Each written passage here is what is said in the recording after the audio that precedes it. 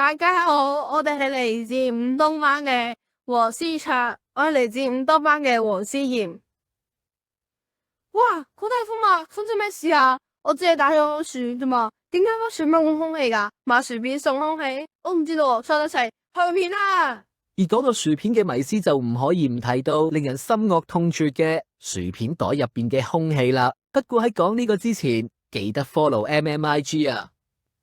你如果試過效果上，如果冇乜空氣嘅話，佢咪成嚿扁咗，好似入面唔係好多嘢咁。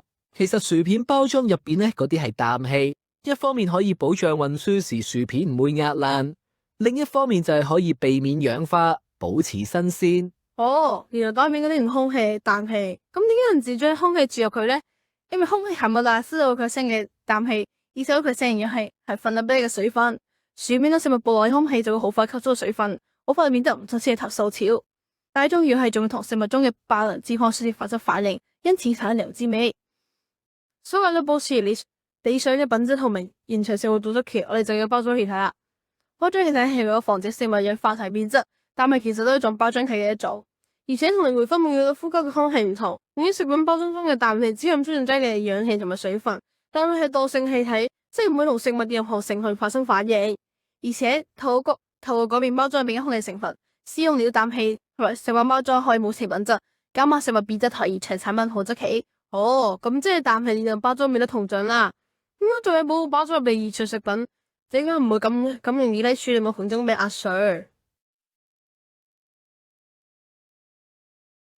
高個位呢，氧氣含量足以提到保護就夠，唔該過多。而且喺運送同埋冷存過程而等壓力出現變化時，都可以有額外膨脹嘅空間，或同易爆。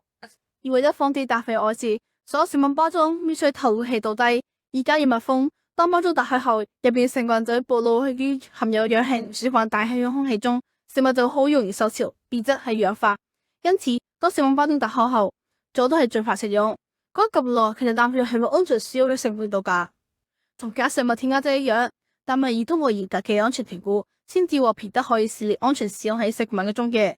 聯合國糧食同埋農業組織、世界衛生組織食品添加劑聯合專家委員會已經評估所有食品級嘅氮氣安全性，認為喺食品中安全使用時，只要奉行優良製造規範，喺正常使用前快安全嘅。做乜聽我薯片啊？我見你包薯片淋晒水，咪煮咗佢啫嘛。食嗰啲食嘅啦。我哋今日分享到呢度，下次下到呢度，好拜拜。